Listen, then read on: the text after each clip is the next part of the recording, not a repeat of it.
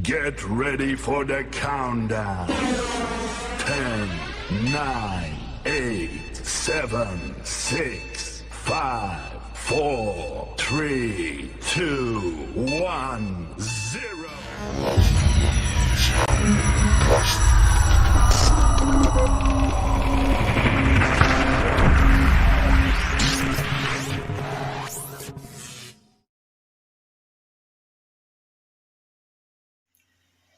Assalamualaikum warahmatullahi wabarakatuh. Selamat malam semuanya. Semoga baik-baik saja. Perkenalkan, nama saya Arif Rizky Ardianto. Saya dari Purwodadi Grobogan, Jawa Tengah. Saya kuliah di Universitas IFET Semarang.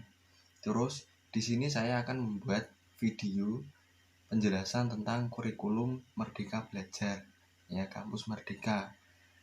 Tujuan saya membuat video ini pertama itu untuk tugas saya, terus yang kedua untuk tambahan referensi saudara-saudara. Nanti semoga bermanfaat videonya ini, ya, amin. Oke, jadi di sini saya akan menerangkan sedikit tentang kurikulum Merdeka Belajar, ya.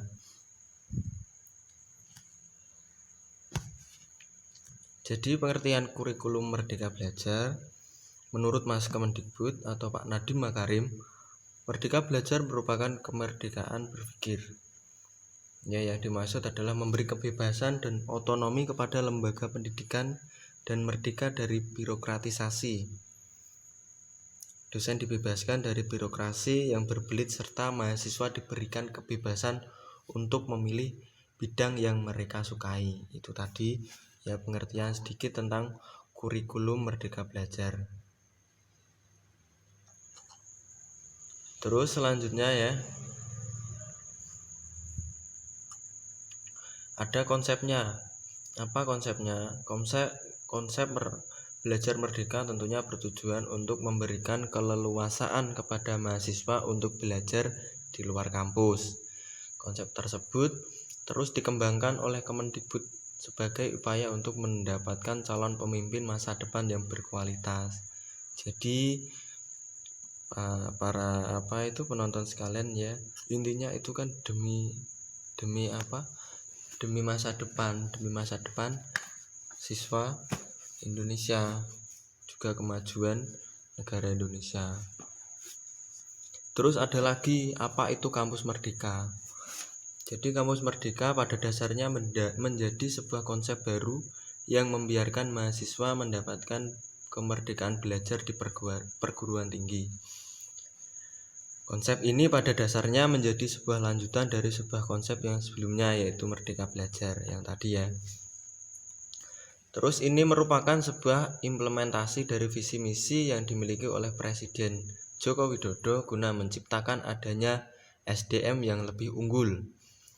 Perencanaannya pada konsep kampus merdeka ini pada dasarnya hanya perlu untuk mengubah peraturan menteri saja. Konsep kampus yang merdeka rencananya akan segera dilangsungkan untuk mendapatkan kualitas pembelajaran yang lebih berkualitas. Terus dalam penerapannya, konsep ini nantinya mahasiswa akan diberikan keleluasaan selama 3 semester pada program belajarnya untuk melakukan kegiatan di luar kelas. Konsep ini pada dasarnya menjadikan mahasiswa untuk lebih bersosialisasi dengan lingkungan di luar kelas, ya. Jadi mahasiswa nantinya secara tidak langsung akan diajak untuk belajar caranya hidup di lingkungan masyarakat. Itu intinya, ya, intinya dari kampus merdeka. Pada dasarnya kebijakan tersebut bertujuan untuk dapat mengenalkan adanya dunia kerja pada mahasiswa sejak dini. Terus sehingga kemudian mahasiswa akan jauh lebih siap kerja setelah nantinya lulus dari sebuah perguruan tinggi yang tersedia. Terus Mas Kemendikbud atau Pak Nadiem pada dasarnya telah menciptakan sebuah terobosan yang akan mendorong mahasiswa untuk bisa belajar selama 3 semester di luar kampus. Perencanaan kampus merdeka menjadi sebuah upaya untuk memberikan kesempatan bagi mahasiswa dalam menentukan mata kuliah yang nantinya akan diambil. Terus tujuan dari penerapan kampus yang merdeka adalah agar mahasiswa nantinya memiliki kemampuan untuk menguasai beragam keilmuan yang berguna di dunia kerjanya nanti. Dalam kampus yang merdeka sendiri ada 4 hal yang disampaikan oleh Menteri Mas Nadiem Makarim atau Pak Nadiem Makarim. 4 hal tersebut akan saya bahas secara lengkap setelah ini ya. Jadi ini pertama ya, kebijakan Merdeka Belajar Kampus Merdeka ya. Yang pertama kebijakannya adalah pembukaan program studi baru. Jadi apa maksudnya?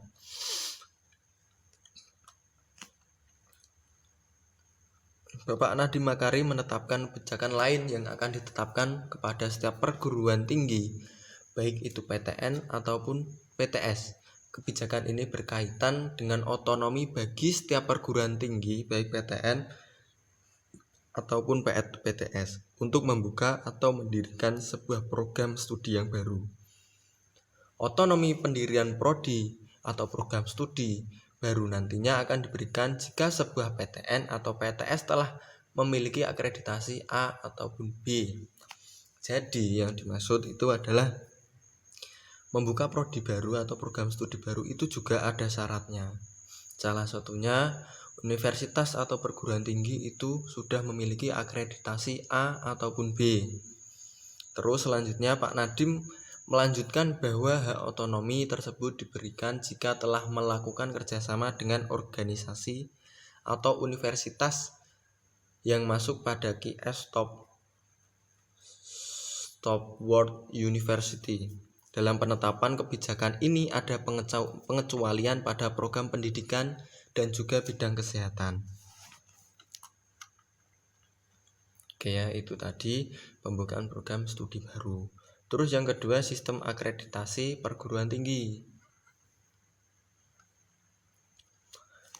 Salah satu kebijakan yang lainnya yaitu yang nomor 2 ini yang diterapkan dalam kampus adalah adanya sistem akreditasi perguruan tinggi atau penyederhanaan pada akreditasi perguruan tinggi.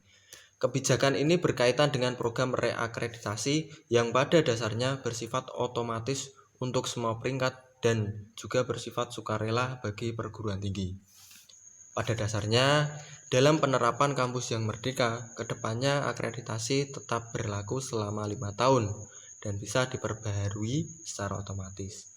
Adanya akreditasi A akan diberikan pada setiap perguruan tinggi yang nantinya bisa berhasil mendapatkan akreditasi internasional.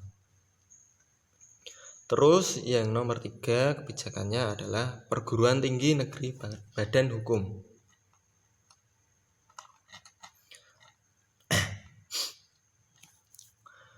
Dalam kebijakan Pak Kemendikbud atau Mas Kemendikbud, Mas Menteri ya, dalam kaitannya dengan penerapan kampus yang merdeka adalah mengubah PTN untuk kemudian menjadi PTN Perguruan Tinggi Negeri Badan Hukum.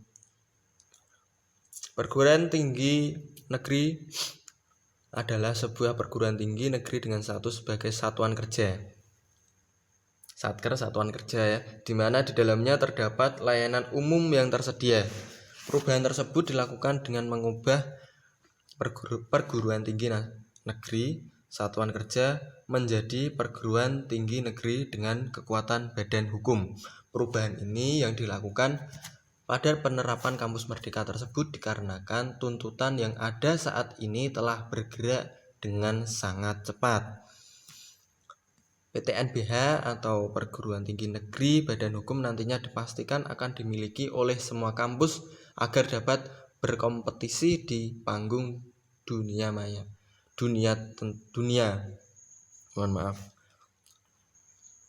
Pada dasarnya, semua perguruan tinggi negeri dengan status badan hukum nantinya akan mendapatkan keleluasaan untuk dapat bermitra dengan adanya industri. Ini juga berkaitan dengan adanya keleluasaan pihak kampus untuk melakukan proyek komersial nantinya. Ya, adanya perguruan tinggi nasional berbadan hukum nantinya juga dapat melakukan perubahan pada pengaturan keuangan dengan cepat sesuai dengan yang paling dibutuhkan. Terus yang terakhir, hak belajar 3 semester di luar program studi. Ya, Pak Nadiem mengatakan bahwa pada dasarnya apapun yang dipelajari seringkali hanyalah menjadi sebuah starting point saja yang dimiliki. Adanya kebijakan untuk melakukan kegiatan selama 2 semester di luar kampus, 3 semester di luar kampus pada dasarnya menjadi sebuah bentuk kemerdekaan yang didapatkan oleh mahasiswa. Terus selanjutnya ada 8 program Merdeka Belajar. Ya. Programnya apa? Yang pertama adalah pertukaran pelajar atau pertukaran mahasiswa. Jadi pertukaran mahasiswa, pertukaran pelajar antar program studi pada perguruan tinggi yang sama bentuk pembelajaran yang dapat diambil mahasiswa untuk menunjang terpenuhinya capaian pembelajaran baik yang sudah tertuang dalam struktur kurikulum program studi maupun pengembangan kurikulum untuk memperkaya capaian pembelajaran lulusan yang dapat berbentuk mata kuliah pilihan. Terus selanjutnya itu program yang nomor 2 adalah magang atau praktik kerja.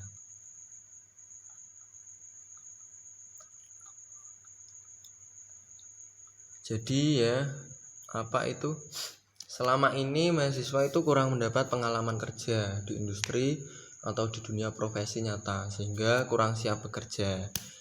Sementara magang yang berjangka pendek atau kurang dari 6 bulan ataupun 3 bulan sangat tidak cukup untuk memberikan pengalaman dan kompetensi industri bagi mahasiswa ya, karena apa itu di dunia industri atau di dunia profesi itu ya, kalau kita tidak punya pengalaman atau 0 pengalaman itu sama aja bohong.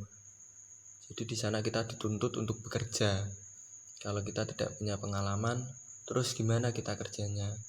Kalaupun kita magang itu kemungkinan itu cuma berapa bulan lah, 3 bulan, nyampainya itu 6 bulan, itu masih kurang pengalaman. Jadi maka di sini Pak Kemendikbud itu membuka program magang atau praktik kerja. Terus yang ketiga adalah asistensi mengajar di satuan pendidikan. Maksudnya gimana?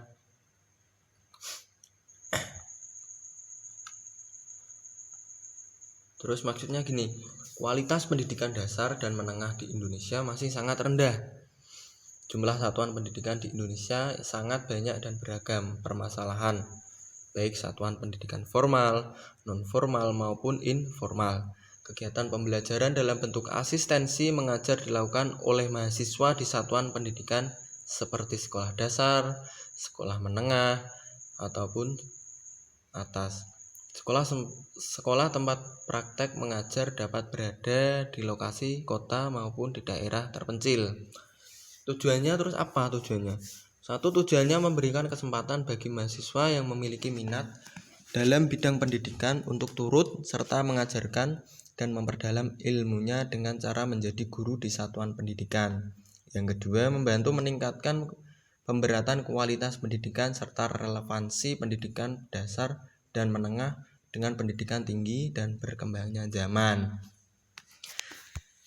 Jadi yang ketiga, program ketiga ini intinya juga apa itu sama halnya seperti magang atau praktik kerja. Jadi seperti saya ini di Universitas IFET ini prodi saya, program studi saya adalah pendidik otomotif. Jadi nanti kalau lulusan kalau sudah wisuda itu jurusannya itu menjadi pendidik di sekolah menengah kejuruan atau SMK ya. Nah, apa kebijakannya? Kebijakannya ini di sini kita sebagai mahasiswa itu sudah pernah melakukan atau sudah mendapatkan pengalaman di asistensi mengajar itu ya. Jadi kita kalau sebelum memasuki zona atau sebelum masuk dalam dunia pendidikan, sebelum kita mengajar itu kita sudah mendapatkan ilmunya mengajar, caranya ngajar gimana, cara mendapatkan perhatian siswanya itu gimana. Intinya itu kan memudahkan mahasiswa dalam mendapatkan pengalaman itu sendiri. Seperti temanya itu ya, seperti judulnya, memerdekakan mahasiswa atau kurikulum merdeka. Terus selanjutnya programnya adalah penelitian atau riset. Jadi bagi mahasiswa yang memiliki passion sebagai peneliti ya, Merdeka Belajar dapat diwujudkan dalam bentuk kegiatan penelitian di lembaga riset atau pusat studi. Melalui penelitian, mahasiswa dapat membangun cara berpikir kritis, hal yang sangat dibutuhkan untuk berbagai rumpun keilmuan pada jenjang pendidikan tinggi. Dengan kemampuan berpikir kritis, mahasiswa akan lebih mendalami, memahami, dan mampu melakukan metode riset secara lebih baik. Oke, tujuan program penelitian atau riset itu antara lain ya, 1. Penelitian, mahasiswa diharapkan dapat ditingkatkannya mutunya. Selain itu, pengalaman mahasiswa dalam proyek riset yang besar akan memperkuat pool talent penelitian secara topikal. Mahasiswa mendapatkan kompetensi penelitian melalui pembimbingan langsung oleh penelitian di lembaga riset atau pusat studi. Yang ketiga, meningkatkan ekosistem dan kualitas riset di laboratorium dan lembaga riset Indonesia dengan memberikan sumber daya penelitian dan regenerasi peneliti sejak dini.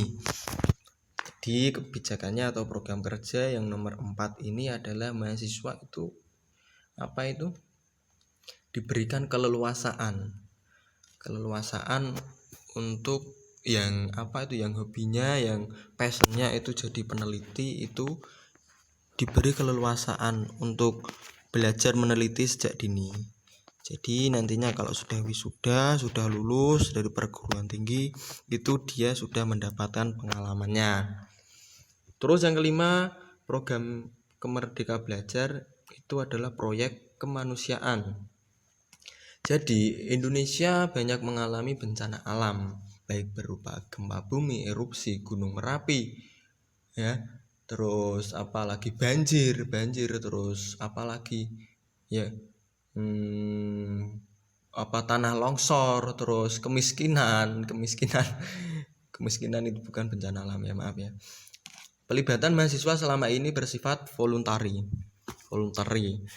dan hanya berjangka pendek. Selain itu, banyak lembaga internasional, adapun UNESCO, UNICEF, WHO, dan sebagainya yang telah melakukan kajian mendalam dan membuat pilot project pembangunan di Indonesia maupun negara berkembang lainnya.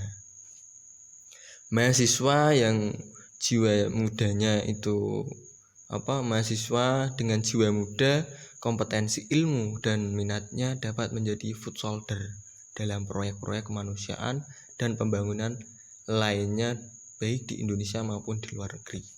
Terus ada lagi tujuannya program proyek kemanusiaan ini. Apa itu? Yang nomor 1 adalah menyiapkan mahasiswa unggul yang menjunjung tinggi nilai kemanusiaan dalam menjalankan tugas berdasarkan agama, moral, dan etika. Melatih mahasiswa memiliki kepekaan sosial untuk menggali dan menyelami permasalahan yang ada serta turut memberikan solusi sesuai dengan minat dan keahliannya masing-masing. Terus selanjutnya adalah kegiatan berwirausaha. Nah, ini yang saya suka. Berdasarkan Global Entrepreneurship Index atau GEI pada tahun 2018, Indonesia hanya memiliki skor 21% wirausahawan dari berbagai bidang pekerjaan atau peringkat 94 dari 137 negara yang disurvei. Jadi Indonesia itu masih hitungannya rendah, di tingkat yang rendah. Karena itu kebanyakan di Indonesia itu ya itu pada bekerja di pabrik-pabrik, di intinya jadi masih jadi pengen jadi karyawan, belum bisa jadi pengusaha. Terus tujuannya apa? Itu yang pertama adalah memberikan mahasiswa yang memiliki minat berwirausaha untuk mengembangkan usahanya lebih dini atau terbimbing ya. Terus yang kedua, menangani permasalahan pengangguran yang menghasilkan pengangguran intelektual dan kalangan sarjana. Semoga di program kerja ini ya, atau kegiatan berwirausaha itu bisa menunjang atau enggak ya, bisa membuat mahasiswa jadi semangat untuk berwirausaha. Setelah lulus nanti dia bisa menjadi pengusaha atau enggak wirausahawan yang bisa memotong angka pengangguran di Indonesia dan meningkatkan peringkat Indonesia yang sekarang ini pada Global Entrepreneurship Index. Terus yang selanjutnya apa? Yang selanjutnya adalah kegiatan studi atau proyek independen. Maksudnya gimana ya? Banyak mahasiswa yang memiliki passion untuk mewujudkan karya besar yang dilombakan di tingkat internasional atau karya ide yang inovatif. Idealnya studi atau proyek independen dijalankan untuk menjadi pelengkap dari kurikulum yang sudah diambil oleh mahasiswa. Perguruan tinggi atau fakultas juga dapat menjadikan studi independen untuk melengkapi topik yang tidak termasuk dalam jadwal perkuliahan. Terus apa tujuannya? Yang pertama adalah mewujudkan gagasan mahasiswa dalam mengembangkan produk inovatif yang menjadi gagasannya. Terus yang kedua, menyelenggarakan pendidikan berbasis riset dan pengembangan atau R&D. Terus yang ketiga, meningkatkan prestasi mahasiswa dalam ajang nasional dan internasional. Terus ada lagi yang terakhir ya, yaitu adalah membangun desa atau kuliah kerja nyata tematik. Kuliah kerja nyata tematik atau KKNT merupakan suatu bentuk pendidikan dengan cara memberikan pengalaman belajar kepada mahasiswa untuk hidup di tengah masyarakat di luar kampus. Yang secara langsung bersama-sama masyarakat mengidentifikasi potensi dan menangani masalah, sehingga diharapkan mampu mengembangkan potensi desa atau daerah dan meramu solusi untuk masalah yang ada di desa. Kegiatan KKNT diharapkan dapat mengasah soft skill kemitraan, terus kerjasama tim lintas disiplin atau keilmuan, dan juga leadership mahasiswa dalam mengelola program pembangunan di wilayah perdesaan. Oke, terus tujuannya apa? Tujuannya yang nomor 1 adalah kehadiran mahasiswa. Selama 6-12 bulan dapat memberikan kesempatan kepada mahasiswa untuk memanfaatkan ilmu pengetahuan, teknologi, dan keterampilan yang dimiliki bekerja sama dengan banyak pemangku kepentingan di lapangan. Ya, intinya sama saja seperti yang sebelumnya, KKN atau kuliah kerja nyata. Jadi untuk mengembangkan di suatu desa. Terus untuk mengembangkan atau enggak itu untuk mempraktekkan apa yang mahasiswa itu miliki, apa yang mahasiswa pelajari selama ini untuk dikembangkan di desa itu sendiri. Terus yang kedua adalah membantu percepatan pembangunan di wilayah pedesaan bersama dengan Kementerian Desa PDDT. Itu sedikit dari penjelasan saya tentang kurikulum belajar merdeka. Kurikulum Merdeka Belajar ya. Semoga bermanfaat untuk kita semua. Jika ada salah-salah kata atau salah dalam mengartikan, ya mohon dimaklumi atau dimaafkan. Cukup sekian dari saya. Akhiran, wassalamualaikum warahmatullahi wabarakatuh.